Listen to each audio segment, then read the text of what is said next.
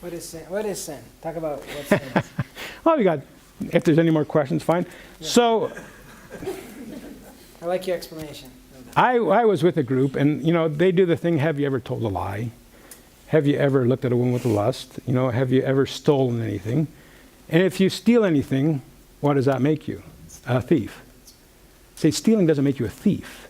You steal because you're a thief. So I get up in the box, and my first time doing this in the open air, and I said, you've heard a lot of people tell you today stealing's wrong. I'm not going to tell you that. You've heard a lot of people tell you that lying's wrong. I'm not going to tell you that. And the guy from the group, he's looking at me, oh no, what's he doing? I said, I'm going to tell you why they're wrong. I said, why is stealing wrong? Oh, because it makes your neighbor mad when you steal his snow shovel. I did this in Hawaii once. I said, when he steals your poi, you got to adapt it for the climate.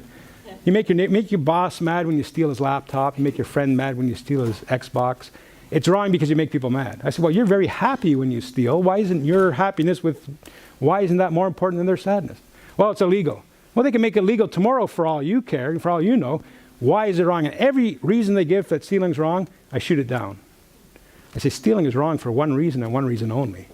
Because God is not a thief. And you're created in his image. And Ephesians 5 verse 1 says, be ye imitators of God. When you steal, you're saying that God's a thief. Why is adultery wrong? Because it destroys marriages. Terrible consequence of adultery. That's primarily not why it's wrong. Well, it destroys families. Terrible consequence of adultery. Primarily not why it's wrong. Why is adultery wrong? Because God is perfectly faithful. When you commit adultery, you're calling God an adulterer. And you wonder why you go to hell for an eternity.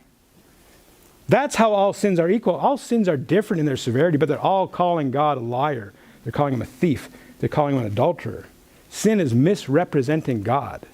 Sin is missing the mark. Sin is primarily not a measure of how bad you are. It's a measure of how good you're not. And I've heard this analogy. They used to use the term sin in Old England in archery. If you shot an arrow at a bullseye and you missed by 1 inch, they called it sin. If you missed it by a foot, they called it sin. If you shot the arrow in the opposite direction, they called it sin, because sin is not how bad you are, it's how good you are not. And how good we are is measured by the nature and character of God. And all sin demands an eternity in hell because of how good God is. Oh, that's so unfair. I said, well, really? I said, well, let me explain that to you. I got 4 brothers.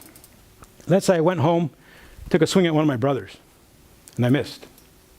We'd laugh it off. That's the kind of thing that brothers do. My mother died back in May, but let's say when she was still alive, I took a swing at my mother, and I missed. A little bit more serious, She might say, you're going to write you out of the will. Let's say that I was preaching on the street, and a policeman came up to me and says, you've been here long enough, we want you to leave. And I took a swing at the policeman, and I missed. He's probably putting the cuffs on me, taking me to court. In court, I run up to the judge, I take a swing at him, and I miss. Probably going to jail. But let's say the presidential motorcade was going down here, and I run out of the crowd to take a swing at the president. I can get shot or go to the jail for the rest of my life. And I've done exactly the same thing that I did to my brother. I took a swing and I missed. Why is it more severe? Not because what I've done, but because who I've done it against. You want to know why sin demands an eternity of hell? Because of how good God is. And I say, but God in his love sent his son to pay for people like you and me. And I tell the story, and if there's any questions, raise your hand and I'll stop. But when I'm on the street, I tell the story of a homeless person. There's a homeless person on the street, and you say, I'm not going to give you any money, pal, because I think you're just going to drink it or snort it or stick it in your veins. But I tell you what I will do. There's a grocery store over there. I'll take you in. I'll buy whatever you want. I'll pay for you. Oh, okay. So you get near the guy to help him up, and he stinks like vomit, like urine, like body odor. Hasn't had a shower in a year, but you say, I'm going to help this guy. So you help him up. You bring him over to the store, and it's one of those hot days, and the downdraft air conditioner's going, and he walks into the store, and the air conditioner picks up his stink and wafts it all around the store. And the girl at the counter recognizes this guy, knows he doesn't have a penny to his name. He's out there every day. What's he doing here? So she's watching that, that curved mirror they got in the corner, watching the security camera.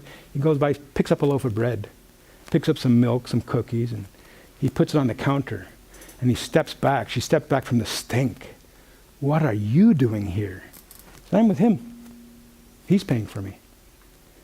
And this is the question that I say on the street. Do you know who that person is who stinks when they stand before a righteous and holy God? And I say, my answer might surprise you. That person is me. But I could turn to my Lord and say, I'm with him. And he said, makes me emotional all the time. I said, the problem is it's you too. And if you don't have Jesus Christ to pay for your sins, you have to do it yourself. Because all you have to offer is your stench. Sorry. Thank you. That's the beauty of the gospel. Yeah.